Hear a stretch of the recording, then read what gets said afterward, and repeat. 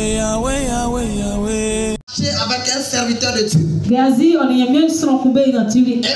Dieu. Je dois te prendre un peu de temps, s'il te plaît. Parce que je dois te faire comprendre quelque chose. Il y a beaucoup de chrétiens. Il y a beaucoup de fils de fils spirituels. Des enfants spirituels. Beaucoup n'ont pas la paix de Dieu. Même beaucoup sont aveuglés spirituellement. Beaucoup sont limités. Beaucoup ont pris la malédiction. Parce qu'ils ne connaissent pas la dimension de leur père. Ils ne savent pas comment leur père opère. Ils voient ce que le Seigneur fait à travers lui. Ils voient ce que le Seigneur fait à travers lui. Mais au plus profond de leur cœur, ils ont des pensées diverses. Ils ne croient pas totalement ce qui arrive. Mais ces personnes-là sont là parce qu'ils entendent des témoignages, parce qu'ils voient des œuvres. Voici un message qui va te blesser encore. Ça va te blesser. Parce que je dois te dire de faire très attention. Ne retourne pas à la maison avec une maladie comme Géasi. Ne sois pas chez toi avec la malédiction comme Géasi. Géasi est sorti de la révélation de son père. Mais il avait l'intention d'aller prendre ce que son père a condamné. Et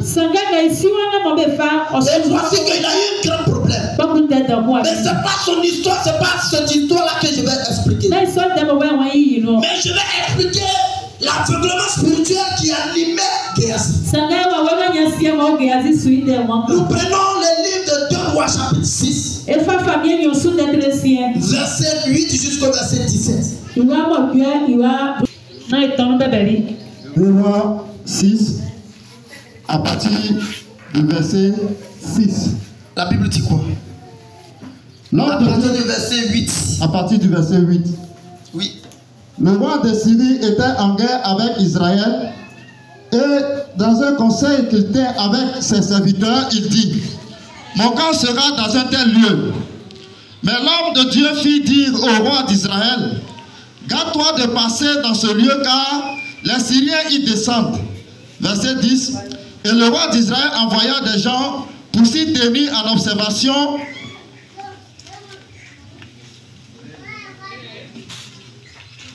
vers le lieu que lui avait mentionné et signalé l'homme de Dieu. Cela arriva non pas une fois, ni 2 fois. Le roi de Syrie en eut le cœur agité. Il appela ses serviteurs et leur dit: ne voulez-vous pas me déclarer lequel de nous est pour le roi d'Israël? L'un de ses serviteurs répondit: personne. Ô roi, mon Seigneur. Mais Élisée, le prophète, qui est en Israël, rapporte au roi d'Israël les paroles que tu prononces dans la chambre à coucher. Et le roi dit: allez et voyez où il est, et je le ferai prendre. Enfin lui dit: voici, il est à Dothan.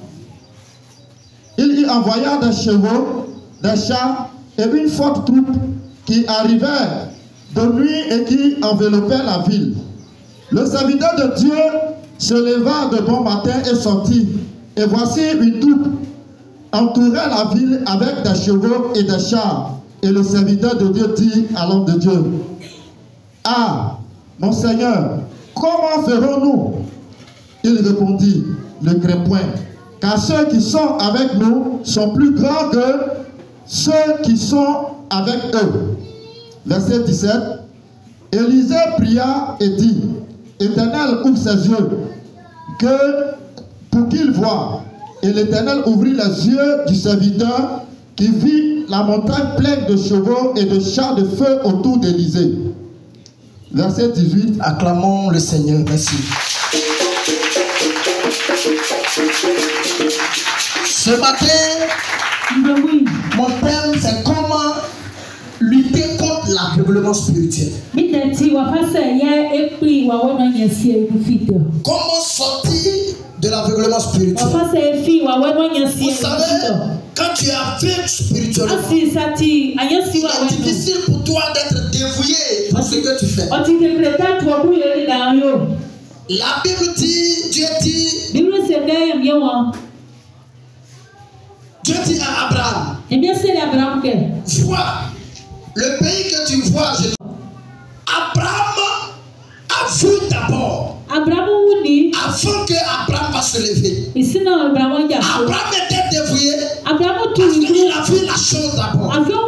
Donc pendant que tu ne vois pas la chose, c'est difficile pour toi d'être dévoué, de te lever puissamment, pour te donner un fond pour la chose. Ce matin, je suis venu te dire, l'aveuglement spirituel doit te quitter. L'aveuglement spirituel doit te quitter. Quand tu n'as pas de yeux spirituels, tu es limité sur certaines choses. Même ton père spirituel, tu peux les quitter un coup.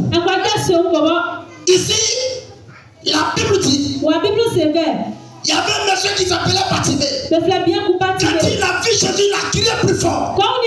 Parce que Bartimée savait que sans ses yeux, il ne peut rien faire. Donc il a prié pour qu'on l'ouvre ses yeux. Et ici, il est question des yeux spirituels. Il est question des yeux spirituels. Parce qu'il y a deux types d'yeux. Il y a des yeux physiques. Il y a des yeux spirituels. Des yeux spirituels, ce sont des yeux qu'on ne voit pas. C'est un autre œil que personne ne peut comprendre, que personne ne peut voir. Quand tu as des yeux spirituels et que tu vois ta destinée, et que tu vois ton mariage, et que tu vois ton élévation, et que tu vois ton étoile, tu es dévoué dans la prière, tu t'élèves dans la prière, mais pendant que tu ne vois pas, tu ne te sens pas dans ce que tu fais. Ici, la Bible parle d'un homme qui s'appelait Géasi. Géasi est le serviteur d'Élisée. Élisée était le prophète de l'Éternel. Élisée était un grand prophète. Et Géasi marchait avec ce grand homme. Géasi voyait dans quelle dimension son père opère. Il voyait dans quelle dimension son père opère. Il savait que son père était un homme de révélateur. Il savait que son père était un homme de révélateur. Il savait que son père était un homme de miracle. Que Dieu utilisait pour ça. Et un problème va arriver. Où Géasi va douter de sa foi. Où Géasi va douter de sa foi. Parce que là, il est question de la mort. Parce que là, il est question d'un coup d'état. Donc, pendant que Géasi a vu le coup d'état, il a vu seulement la mort. Il a vu seulement la souffrance. Avant d'arriver là-bas, qu'est-ce qui va se passer? La Bible dit, le roi des Syriens a placé des plans de guerre. Il était en train de placer des stratégies pour aller frapper Israël, pour aller condamner Israël, pour aller piétiner Israël. Mais pendant qu'il plaçait ses plans, pendant qu'il plaçait des stratégies, voici que Israël est au courant. Il va appeler ses généraux. Il va leur dire, je ne comprends pas. Au milieu de nous, il y a des têtes qui sont au milieu de nous. Des personnes qui sont des menteurs. Tous les plans que je mets, mes plans sont tiroirs. Toutes les stratégies que je mets, mes stratégies sont tiroirs. L'un de ces généraux va se lever. C'est mon roi. Je connais la personne. Je peux te dire son nom. Ce n'est pas au milieu de nous ici. Mais c'est un homme de Dieu. Que Dieu l'utilise. C'est par lui que Dieu parle. C'est lui qui nous dévoile. C'est lui qui peut sortir la relation. Quand tu es dans ta maison, il faut ce que tu fais. Quand tu es dans ta maison, il sait comment tu es. C'est lui qui a tout relaté. C'est lui qui a tout relaté. Je suis venu te dire, s'il y a des sorciers dans ta famille, sorciers de comploter ta chute, sorciers de mandanter ta mort, je suis venu les détruire. Je suis venu les anéantir. Je suis venu les anéantir. Quelqu'un n'a pas dit avec fort.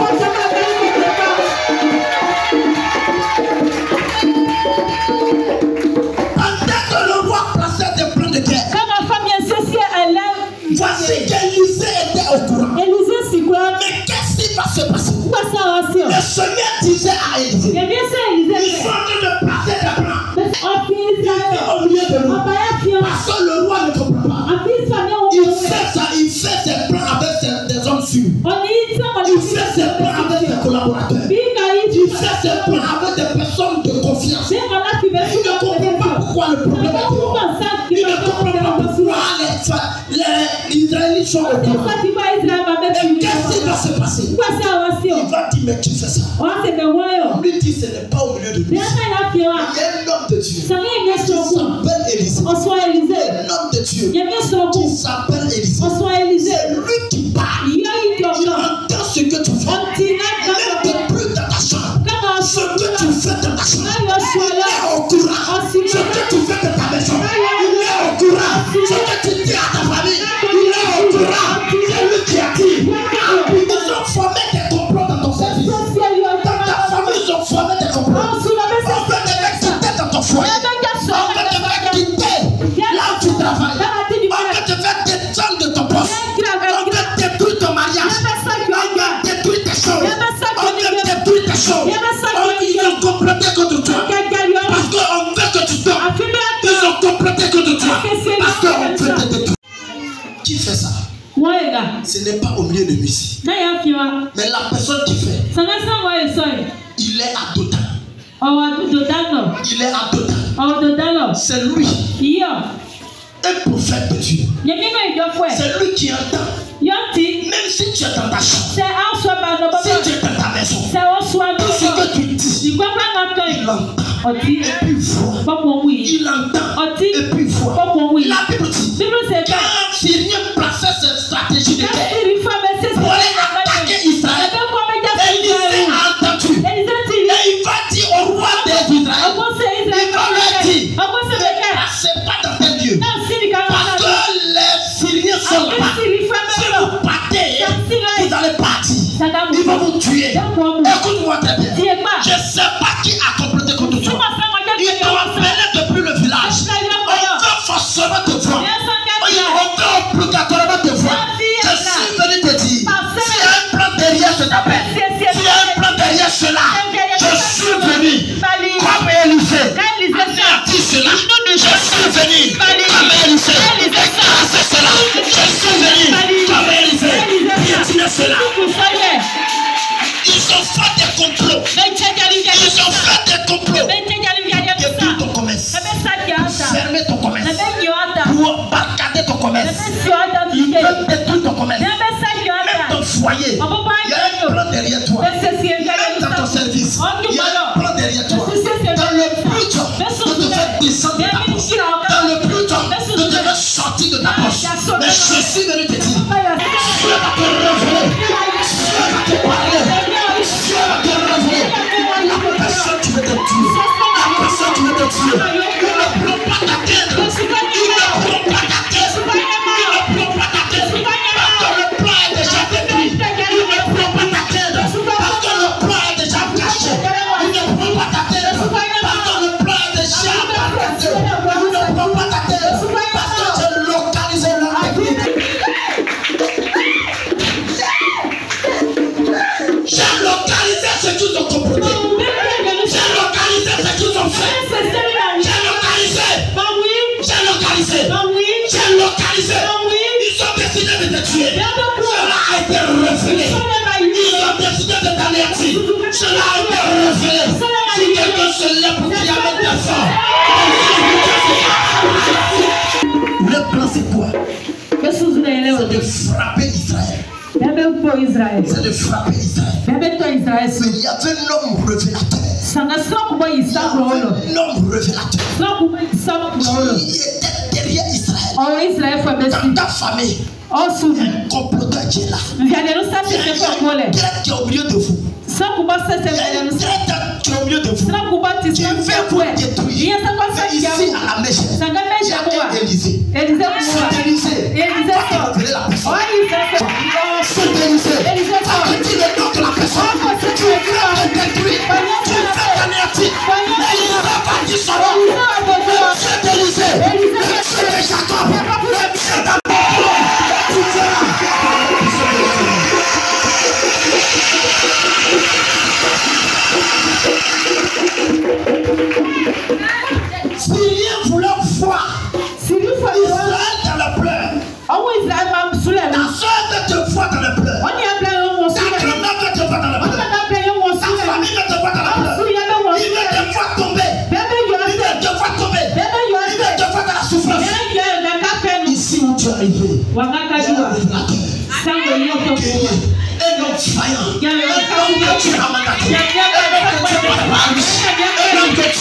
Dieu. Tu vas me parler ce matin. Il va te dire le nom de la personne. Ce matin.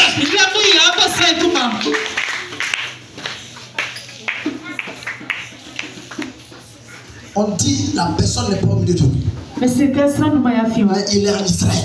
Comment quelqu'un qui vit en Israël peut entendre ce que je dis dans ma chambre? On dit c'est pas un homme simple, mais c'est un homme de Dieu. C'est un prophète de l'Éternel.